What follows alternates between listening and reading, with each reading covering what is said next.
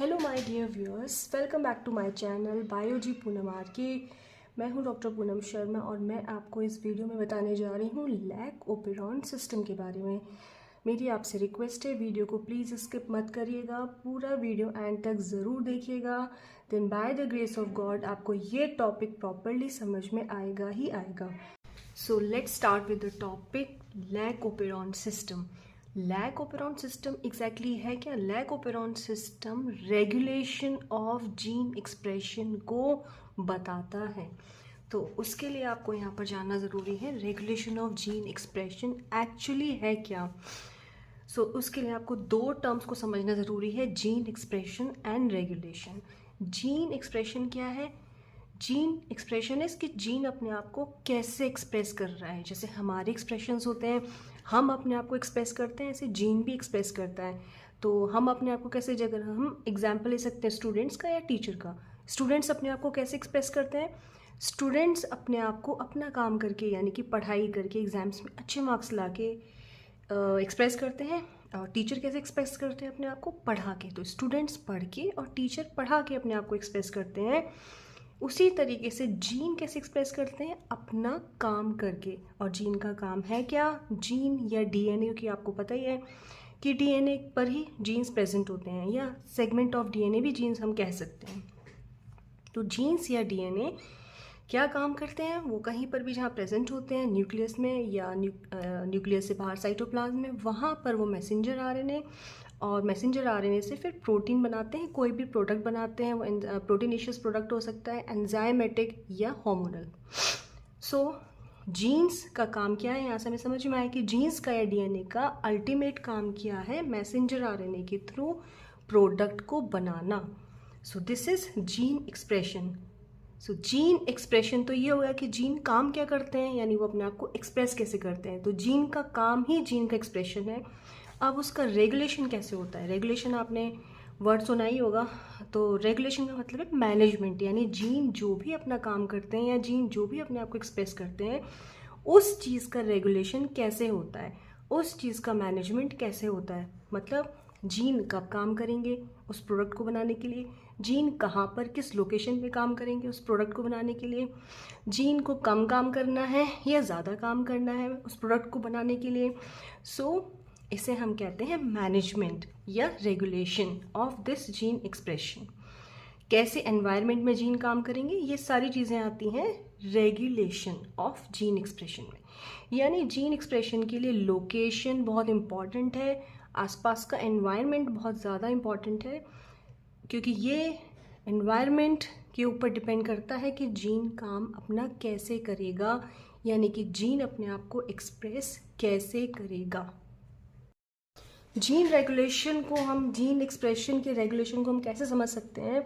जैसे अभी हमने समझा कि रेगुलेशन क्या है, किसी चीज़ को कब करना है, कैसे करना है, कितना करना है और कहाँ करना है।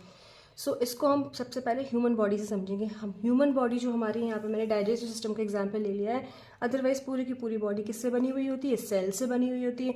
वो सेल्स, पूरी की पूरी जो बॉडी है वो सेल से बनी हुई होती है। हर सेल में न्यूक्लियस होता है, न्यूक्लियस के अंदर डीएनए होता है। ये बात मैं कर रही हूँ ह्यूमन्स की, यूकैरियोट्स की। तो यहाँ पर जो डीएनए है, मैंने अलग से यहाँ पर दिखाया है कि हम मान लेते हैं कि ये डीएनए ABCD 4 टाइप के जीन से बना होता है, अदरवाइज डीएनए में बहुत सारे जीन्स होते हैं। अब क्या होगा कि ये सारे जीन्स, चारों जीन्स, डाइजेस्टिव सिस्टम हो या कोई भी सिस्टम हो, हर एक सिस्टम में यही जीन प्रेजेंट होंगे। बट कहाँ पे किस जीन को अपना काम करना है, वो इस बात पे डिपेंड करता है कि कहाँ पे कौन से प्रोडक्ट की ज़रूरत है। जैसे अगर हम पैंक्रियाज का एग्जांपल लेते हैं, तो पैंक्रियाज के अंदर सपोज क्या है, सपोज क्या पैंक्रियाज सिक्रीट करता है, ये आपको पता है, इंसुलिन सिक्रीट करता है। इंसुलिन एक हार्मोन है।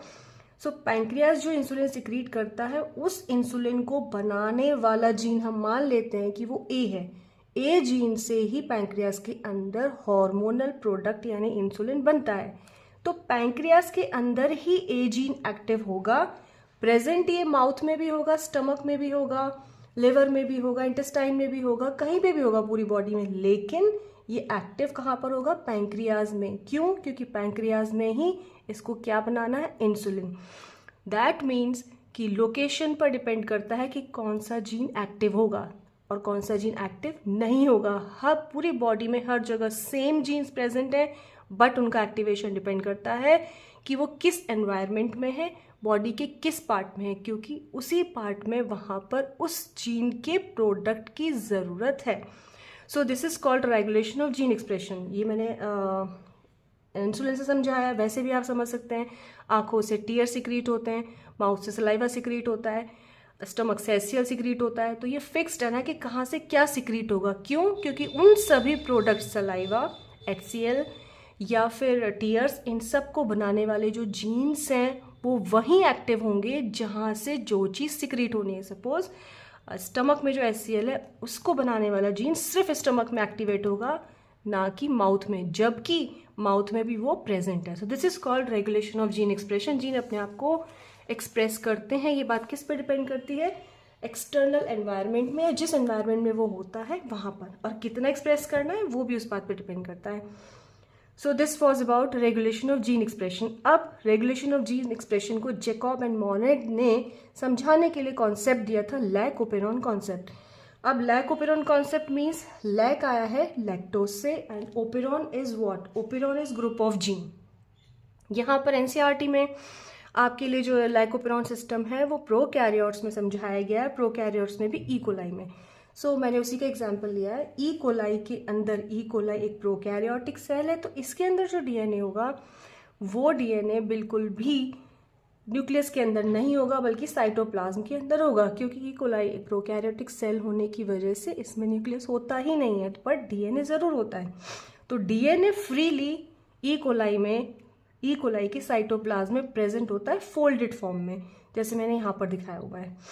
सो इस डीएनए के ऊपर ग्रुप ऑफ जीन्स, डीएनए के ऊपर ग्रुप ऑफ जीन्स जिसका एक कॉमन हेड है, कॉमन लीडर है, कॉमन मुखिया है, जिसका नाम है promoter. This whole system is known as operon. तो ओपेरॉन क्या है? Group of same type of gene जिनका एक कॉमन लीडर है, जिसको हम बोलते हैं promoter. This is called operon. So operon is this, यानी ग्रुप ऑफ जीन है, ठीक है। एंड यहाँ पर ओपेरॉन और टाइप के भी होते हैं, बट यहाँ पर हम लोग समझ रहे हैं लैक ओपेरॉन, यानी लैक्टोज से प्रेरित होने वाला सिस्टम, ओपेरॉन सिस्टम। यानी lactose is the star of the show. यानी अगर लैक ओपेरॉन सिस्टम एक शो है तो उसका स्टार मेंबर कौन है?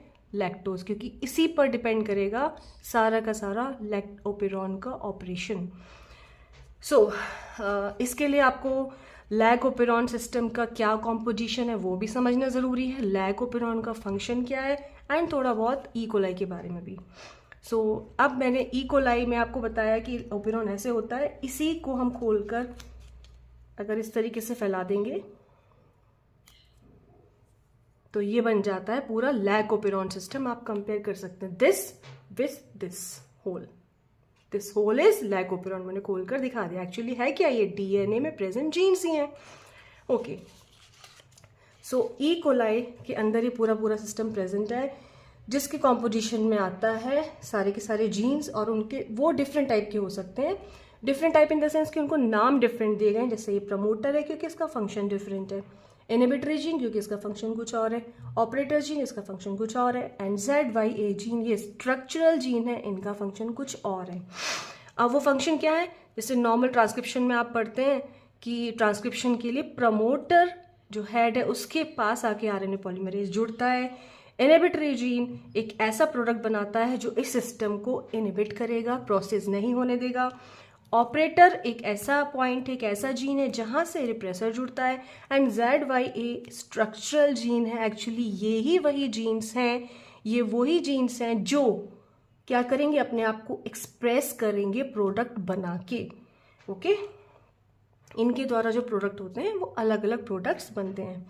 ओके, क्योंकि ये क्या है? प्रोकैरियोट है। प्रोकैरियोट में जो RNA होता है वो पॉलीसिस्ट्रॉनिक टाइप हो सकता है, यानी क्या हो सकता है कि एक मैसेंजर RNA से अलग अलग टाइप के प्रोडक्ट्स बन सकते हैं, यानी अलग अलग टाइप के प्रोटीन्स बन सकते हैं। Okay, so composition is this कि आपने देखा प्रमोटर है, इनहिबिटरी जीन है, ऑपरेटर है, स्ट्रक्चरल जीन है। ओके, सो ये कॉम्पोजिशन है। अब ये हो गया इसका कॉम्पोजिशन। फंक्शन क्या है? लैकोपेरॉन का जो मेन फंक्शन है वो क्या है? लैक्टोज को तोड़ना। इस चीज़ को आप बिल्कुल हिंदी में समझ लीजिए। लैकोपेरॉन सिस्टम का जो मेन काम है वो है लैक्टोज को ग्लूकोज में तोड़ना। ग्लूकोज में क्यों? क्योंकि ये जो ओपेरॉन सिस्टम है कहाँ है? बैक्टीरिया के अंदर है, बैक्टीरिया के साइटोप्लाज्म में है। और बैक्टीरिया को एनर्जी जो मिलती है वो ग्लूकोज से मिलती है। E coli bacteria actually prokaryote है। ये कॉस्मोपॉलिटन इन नेचर है, मीन्स ये कहीं पर भी पाया जा सकता है। आप जो भी सोचेंगे वहाँ पर ये बैक्टीरिया मिल सकता है। वो सब्जियां भी हो सकती हैं, वो ह्यूमन इंटेस्टाइन भी हो सकती है, वो मिल्क भी हो सकता है, कहीं भी हो सकता है बैक्टीरिया। सो ई कोलाई बैक्टीरिया अगर ऐसे एनवायरनमेंट में होता है जहाँ पर ग्लूकोज ऑलरेडी प्रेजेंट है, तो ये बैक्टीरिया डायरेक्टली यहाँ जाता है और ग्लूकोज ले लेता है। डायरेक्टली इसको एनर्जी मिल जाती है ग्लूकोज से। अब जब इसको यहाँ पर डायरेक्टली एनर्जी मिल गई है तो यहाँ पर लैक्टोज तो है नहीं, लैक्टोज का कोई काम है नहीं, तो लैकोपेरॉन सिस्टम ऐसी जगह पर ऑपरेट नहीं होगा। क्यों? क्योंकि बैक्टीरिया को जब ग्लूकोज से डायरेक्ट एनर्जी मिल ही रही है, क्योंकि वही उसका फेवरेट फूड है, तो उसको लैक्टोज को तोड़ने की कोई ज़रूरत ही नहीं है। और जब लैक्टोज तोड़ना ही नहीं है तो लैकोपेरॉन सिस्टम की कोई ज़रूरत नहीं है यहाँ पर। ओके, सो नॉर्मली इस जगह पर ये सिस्टम कैसे ऑपरेट होगा? क्योंकि सिस्टम ई कोलाई में प्रेजेंट तो है, भले ही E coli lactose rich medium में जाए, भले ही E coli glucose rich medium में जाए, सॉरी, भले ही E coli lactose rich medium में जाए, कहीं भी जाए ई कोलाई, बट ये बात फैक्ट है कि ई कोलाई के अंदर क्या प्रेजेंट है? Lac operon system. अब वो कब ऑन होगा, कब ऑफ होगा, यही तो बात आ गई जीन एक्सप्रेशन की, कि इस लैकोपेरॉन सिस्टम के अंदर प्रेजेंट जीन कब अपने आप को एक्सप्रेस करेंगे, कब नहीं करेंगे। प्रेजेंट तो वो हमेशा है, लेकिन एक्सप्रेस कब करेंगे? जब उनको अकॉर्डिंगली एनवायरनमेंट मिलेगा। और क्योंकि ये लैकोपेरॉन सिस्टम है तो अकॉर्डिंग एनवायरनमेंट क्या है? लैक्टोज का होना। ओके, सो अब देखते हैं, अगर बैक्टीरिया ई कोलाई ऐसे एनवायरनमेंट में है जहाँ ग्लूकोज है, ये ग्लूकोज लेगा और अपना जिंदगी मज़े में जिएगा। लेकिन अगर ये ई कोलाई ऐसी जगह फंस जाएगा जहाँ ग्लूकोज नहीं होगा, तो वहाँ पर ये सिस्टम ऑपरेट होगा और ऑन होगा। तो हम अभी पढ़ेंगे पहले कि जब बैक्टीरिया, ध्यान से सुनिए, जब बैक्टीरिया लैक्टोज रिच मीडियम में नहीं है, मीन्स वो ऐसे मीडियम में है जहाँ से उसको ग्लूकोज मिल रहा है और वो एनर्जी ले रहा है, सरवाइव कर पा रहा है, तो वो इतने जहमत क्यों उठाएगा, इतनी प्रॉब्लम्स क्यों अपने अंदर लेगा, इतनी मेहनत क्यों करेगा कि वो लैक्टोज को तोड़े। तो यहाँ पर लैक्टोज ओपेरॉन सिस्टम जो है वो ऑफ रहेगा। कैसे होगा? क्या एनवायरनमेंट में लैक्टोज नहीं है, तो नॉर्मली जब ट्रांसक्रिप्शन होता है, पूरी ट्रांसक्रिप्शन यूनिट है, नॉर्मली ट्रांसक्रिप्शन जब होता है, ये पूरा ई कोलाई का अंदर का ही पार्ट मैंने आपको दिखाया ओपेरॉन, तो यहाँ साइटोप्लाज्म में आरएनए पॉलीमरेज है, आरएनए पॉलीमरेज आता है, प्रमोटर जीन से जुड़ता है, प्रमोटर जीन से जुड़ते ही इनहिबिटरी जीन एक्टिव हो जाता है, और इनहिबिटरी जीन पहले ट्रांसक्रिप्शन करके मैसेंजर आरएनए बनाता है, फिर ट्रांसलेशन करके रिप्रेसर प्रोटीन बनाता है। एंड यही वही प्रोटीन है जो बनते ही तुरंत ऑपरेटर जीन से जुड़ जाएगी, और ऑपरेटर जीन से जुड़ते ही इसका काम क्या है? ये प्रमोटर को आरएनए पॉलीमरेज के द्वारा ZYA जीन्स को एक्टिव नहीं होने देगी, यानी ये ZYA जीन अपना प्रोडक्ट यानी कि एंजाइम्स नहीं बनाएंगे। और ये कौन से एंजाइम होंगे? जो एक्चुअली लैक्टोज को ग्लूकोज में तोड़ते हैं या इस काम में हेल्प करते हैं। तो क्योंकि आप देख सकते हैं बैक्टीरिया भी कहाँ पर है? ग्लूकोज रिच मीडियम में, उसको सीधे ग्लूकोज मिल रहा है, लैक्टोज नहीं है। जब लैक्टोज है ही नहीं तो लैक्टोज को तोड़ने की भी ज़रूरत नहीं है, और जब लैक्टोज को तोड़ने की ज़रूरत नहीं है तो लैक्टोज को तोड़ने वाले एंजाइम्स भी नहीं चाहिए, और वो ही यहाँ पर हुआ है। क्या हुआ है कि यहाँ पर लैक्टोज को तोड़ने वाले जो एंजाइम है, प्रोडक्ट हैं, जिनको हम प्रोटीन प्रोडक्ट बोलते हैं, वो नहीं बने। क्यों? क्योंकि ZYA जीन्स एक्टिव नहीं हुए। क्यों नहीं हुए? क्योंकि यहाँ पर क्या हुआ है? प्रमोटर जीन की हेल्प से इनहिबिटरी जीन ने रिप्रेसर बनाया जो ऑपरेटर से जुड़ गया, और इस कॉम्बिनेशन ने ऑपरेटर और प्रमोटर को परमिशन नहीं देने दी ZYA जीन के द्वारा कोई भी एंजाइम या प्रोडक्ट बनाने की। यानी लैक्टोज की एब्सेंस में ये लैकोपेरॉन सिस्टम ऑफ रहेगा। और ये सही भी है क्योंकि यहाँ ज़रूरत ही नहीं है एंजाइम्स की कि वो लैक्टोज को ग्लूकोज में तोड़े, क्योंकि एनर्जी डायरेक्ट मिल रही है। सो ये कब होगा? जब देयर एनवायरनमेंट में देयर इज नो लैक्टोज। अब अगर ये बैक्टीरिया ऐसे एनवायरनमेंट में फंस जाए जहाँ पर ग्लूकोज नहीं है बल्कि वहाँ पर क्या है? लैक्टोज यानी मिल्क। बैक्टीरिया क्योंकि कॉस्मोपॉलिटन है तो कहीं भी पाया जा सकता है, तो वो बैक्टीरिया मिल्क में भी है। बैक्टीरिया जाएगा मिल्क में, अब उसे ग्लूकोज नहीं मिल रहा है तो क्या हो जाएगा? बैक्टीरिया सैड हो जाएगा कि यार मुझे तो यहाँ से ग्लूकोज मिला ही नहीं, अब मैं कैसे सर्वाइव करूँ। बट इसका अरेंजमेंट सुपरनेचुरल पावर्स ने किया हुआ है। आप इसको किसी भी फॉर्म में नाम दे के बोल सकते हैं, बट कोई ना कोई सुपरनेचुरल पावर्स ज़रूर है। भगवान, ईश्वर, अल्लाह, जो भी आप वाहिगुरु बोलना चाहे वो ज़रूर हैं। उन्होंने सबके रहने का अरेंजमेंट किया है, तो एक बैक्टीरिया के रहने का भी अरेंजमेंट किया है। उन्होंने बोला कि बेटा ठीक है, तेरे पास यहाँ पर तुझे ग्लूकोज भले ही नहीं मिल रहा है बट तेरे पास है एक चीज़, और वो क्या है? लैकोपेरॉन सिस्टम यानी ग्रुप ऑफ जीन। वो ऐसे जीन्स हैं जो एक्चुअली में वो एंजाइम को बना डालेंगे जो इस लैक्टोज को ग्लूकोज में तोड़ देगा और आपको मिल जाएगा ग्लूकोज और आप आराम से सर्वाइव कर पाओगे। तो यहाँ पर सबके रहने का अरेंजमेंट, तो इकोलाई के भी हर जगह जिंदा रहने का अरेंजमेंट है, सर्वाइवल का अरेंजमेंट है। तो आप समझिए कि इकोलाई बैक्टीरिया के अंदर इकोलाई बैक्टीरिया जब ऐसे एनवायरनमेंट में जाता है, ध्यान से सुनिए, जहाँ ग्लूकोज नहीं है, जो इकोलाई का एनर्जी सोर्स है। ग्लूकोज इकोलाई का एनर्जी सोर्स है बट यहाँ पर क्या नहीं है? ग्लूकोज नहीं है। तब भी इकोलाई के पास एक सिस्टम है, लैकोपेरॉन सिस्टम है, यानी ग्रुप ऑफ जीन ऐसा है, वो जीन अपना प्रोडक्ट बनाएंगे और वो प्रोडक्ट क्या होगा? एक ऐसे एंजाइम होंगे वो जो लैक्टोज को, मिल्क में प्रेजेंट लैक्टोज को ग्लूकोज में तोड़ देंगे और ग्लूकोज बैक्टीरिया को दे देंगे कि जाओ तुम सर्वाइव करो। ओके, सो अब इस लैकोपेरॉन सिस्टम को मैंने इकोलाई के अंदर खोल के दिखाया है। लैकोपेरॉन सिस्टम इकोलाई में हमेशा प्रेजेंट होगा, बट यहाँ पर अब क्या कंडीशन आ गई है कि bacteria is in lactose rich medium. ठीक है, आप देख सकते हो इस चीज़ को यहाँ से कंपेयर कर सकते हो। ये क्या था? लैकोपेरॉन सिस्टम जो फोल्डेड फॉर्म में प्रेजेंट था इकोलाई के अंदर। ठीक है, कंपोनेंट्स आपने देख ही लिए, सेम रहेंगे क्योंकि सेम ओपेरॉन सिस्टम बैक्टीरिया में प्रेजेंट है। प्रोमोटर जीन, इनहिबिटरी जीन या regulatory gene, operator gene and structural genes. ठीक है, अब क्या है? इस लैकोपेरॉन सिस्टम का पर्पस क्या है कि अब इस सिस्टम को, इन जीन्स को बनाना है, लैक्टोज को तोड़ना है ग्लूकोज में ताकि बैक्टीरिया ग्लूकोज ले पाए। अब वो कैसे होगा? ध्यान दीजिए, ई कोलाई के साइटोप्लाज्म से आरएनए पॉलीमरेज आएगा, प्रमोटर से जुड़ेगा, इस वजह से इनहिबिटरी जीन मैसेंजर आरएनए बनाएगा, फिर रिप्रेसर प्रोटीन बनाएगा। बट यहाँ पर चेंज क्या है? रिप्रेसर प्रोटीन वहां भी बन रहा था जब लैक्टोज नहीं था, रिप्रेसर प्रोटीन यहाँ भी बन रहा है जब लैक्टोज है। बट क्योंकि लैक्टोज है, यही पॉइंट ध्यान देने वाली बात है कि लैक्टोज है यहाँ पर क्योंकि बैक्टीरिया कहाँ पर है?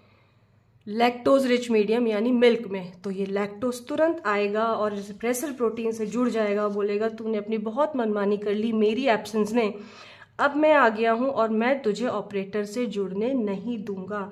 सो लैक्टोज रिप्रेसर से जुड़ेगा, इसको यहीं इनएक्टिव कर देगा। जब रिप्रेसर इनएक्टिव हो गया तो ऑपरेटर से जुड़ने के लिए कोई रिप्रेसर नहीं है, ऑपरेटर से कोई रिप्रेसर जुड़ेगा नहीं तो प्रमोटर और ऑपरेटर अब अपना अपना काम करने के लिए एकदम फ्री हैं। अब इनका काम क्या है कि बैक्टीरिया के साइटोप्लाज्म से आरएनए पॉलीमरेज आएगा और ये दोनों उसको क्या करने देंगे? ZYA जीन के द्वारा transcription and translation. ZYA gene क्या है? अपने आप को अब एक्सप्रेस कर पाएंगे यानी अपना प्रोडक्ट बना पाएंगे, और वो प्रोडक्ट क्या होंगे? अलग अलग जीन से अलग अलग प्रोडक्ट होंगे क्योंकि ये पॉलीसिस्ट्रॉनिक आरएनए हैं। Z जीन से बनेगा बीटा गैलेक्टोसाइडेज, Y जीन से बनेगा परमिएज एंड A जीन से बनेगा ट्रांस एसिटाइलेज। तो यानी यहाँ पर इन जीन्स ने अपने आप को एक्सप्रेस करके वो एंजाइम्स बना दिए हैं जो ई कोलाई को क्या दे देंगे, ग्लूकोज। क्यों? क्योंकि ई कोलाई को डायरेक्ट ग्लूकोज मिल्क से मिल नहीं रहा था, तो इसमें प्रेजेंट लैक्टोज को तोड़ा गया ग्लूकोज में। किसके द्वारा? बैक्टीरिया के अंदर प्रेजेंट लैकोपेरॉन सिस्टम के द्वारा वो एंजाइम बनाए गए जो लैक्टोज को ग्लूकोज में तोड़ेंगे। बट यहाँ पर एक शर्त और है कि जब ये मिल्क में बैक्टीरिया जाएगा तो यहाँ से मिल्क को या लैक्टोज को बैक्टीरिया में आने की परमिशन भी चाहिए। तो वो कैसे मिलेगी? बैक्टीरिया में प्रेजेंट, बैक्टीरिया के ओपेरॉन सिस्टम में प्रेजेंट परमेज एंजाइम, इसके नाम से ही आपको क्लियर हो रहा होगा, परमेज यानी इट इज परमिटिंग समथिंग। परमेज का काम है मिल्क से यानी लैक्टोज रिच मीडियम से लैक्टोज को बैक्टीरिया में लाना, और जब एक बार लैक्टोज बैक्टीरिया में आ गया तो उसको तोड़ना ग्लूकोज में, वो करेगा बीटा गैलेक्टोसाइडेज। फिर से सुन लीजिए, लैक्टोज मिल्क में प्रेजेंट है, मिल्क से लैक्टोज बैक्टीरिया लेगा। कैसे लेगा? परमेज एंजाइम की हेल्प से। एक बार लैक्टोज बैक्टीरिया में आ गया तो वो टूटेगा ग्लूकोज में बीटा गैलेक्टोसाइडेज एंजाइम की प्रेजेंस में। और थर्ड एंजाइम ट्रांस एसिटाइलेज इन दोनों एंजाइम को सपोर्ट करेगा इन कामों में। एक्चुअली ये डिटॉक्सिफिकेशन करता है। ठीक है, तो हमने देखा कि लैक्टोज रिच मीडियम में यानी मिल्क में, लैक्टोज का एक शुगर है, डाइसैकेराइड है, मिल्क में वो प्रेजेंट होती है। तो लैक्टोज रिच मीडियम में जब ई कोलाई पहुंचता है तो उसको ग्लूकोज नहीं मिलता है, क्योंकि मिल्क में ग्लूकोज फ्री फॉर्म में नहीं होता है, बल्कि उसमें लैक्टोज होता है। और लैक्टोज को ग्लूकोज में तोड़ा जा सकता है, और जैसे वो ग्लूकोज में टूटेगा बैक्टीरिया उस ग्लूकोज को लेगा और वो सरवाइव करेगा।